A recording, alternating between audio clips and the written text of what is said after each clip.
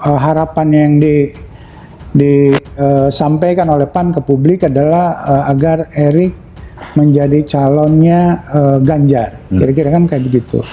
Kita melihat di sini Erik, Sandiaga Uno, kita masukkan lagi di sini ya. Kalau Erik dengan Sandiaga Uno dengan Mahfud MD dan seterusnya, kita menemukan di sini Erik bedanya sekitar 5%. Untuk signifikan secara meyakinkan harus 2 kali margin of error. Jadi harusnya Erik 21, ya. Kira-kira lebih seperti itu, Bung Saidiman, atau 20 begitu. Itu baru kita bisa yakin. Kalau ini saya anggap sebagai kurang lebih seimbang. Ada cara pandang ideal pasangan itu untuk menyelesaikan persoalan yang saat ini mau ke depan. Tentunya dengan fondasi yang melanjutkan 10 tahun pemerintahan Jokowi ini supaya sustain untuk hal yang lebih konkret terkait dengan membangun Indonesia sentris, menjadikan revolusi industri 4.0 sehingga lokomotif Sabang sampai Merauke ini bergerak bareng. Tetapi alasan kualitatif tersebut, kalau misalnya secara elektoral tidak cukup memadai, tentu ya akan punya nilai negatif.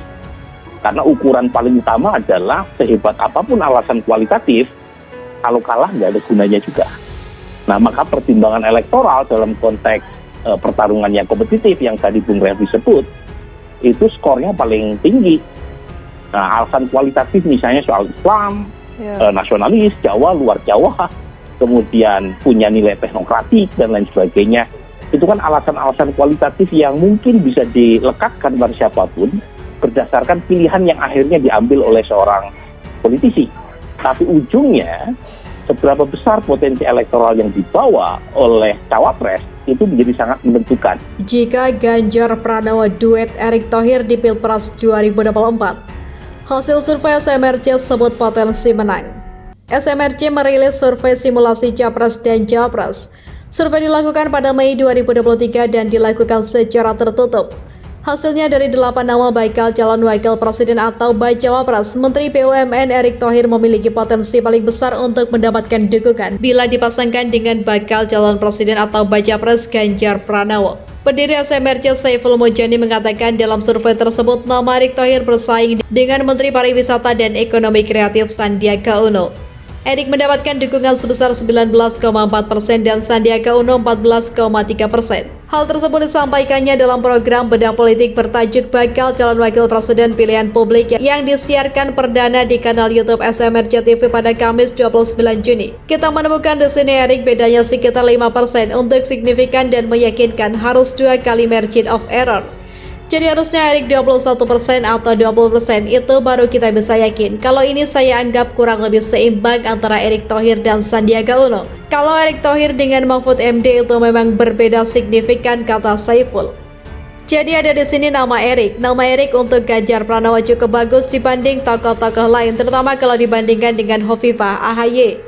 AHY kita masukkan karena sangat dinamis. Airlangga Hartarto juga kita pertimbangkan, tentu saja sebagai pemimpin partai yang cukup besar. Said Akil dan Yahya Stakuf sebagai tokoh NU, sambung dia. Perihal nama AHY yang muncul dalam survei Mei 2023 atau sebelum muncul wacana berkoalisinya Partai Demokrat dengan PDIP tersebut, kata Saiful, survei menunjukkan dukungan terhadap AHY. Gubernur Jawa Timur Hovifah Indar Parawansa dan Menko Polhukam Mahfud MD tampak seimbang. Selisih dukungan AHY, Hovifah dan Mahfud, kata dia, tidak terlalu signifikan, yakni hanya sekitar 5%. Menurutnya setidaknya selisih harus 2 kali margin of error atau 6% agar perbedaannya signifikan. Kita bisa mengatakan Erick kelihatan paling potensial kemungkinannya untuk mendapatkan dukungan kalau dipasangkan dengan Ganjar Pranowo. Itu yang diinginkan, kata dia. Namun demikian, kata dia, pernyataan berikutnya adalah apakah memang nama-nama tersebut bisa mendongkrak suara Ganjar.